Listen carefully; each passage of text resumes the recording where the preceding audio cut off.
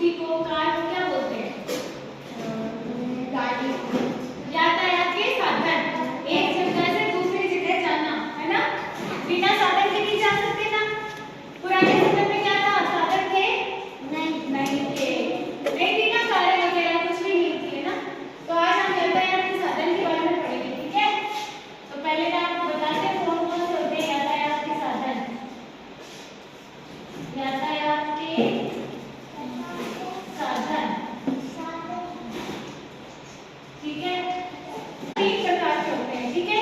एक तो जमीन पे चलने वाले, एक हवा में चलने वाले और एक पानी में चलने वाले, ठीक है। तो इनको 3 भागों में बांटते हैं हम। कितने भागों में बांटते हैं?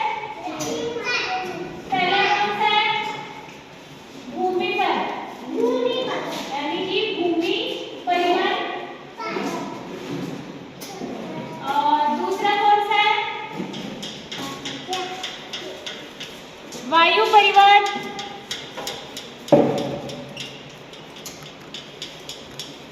और तीसरा है जल परिवहन,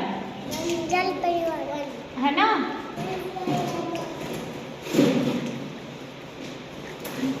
ये देखो, अब आपको दिखाती हूँ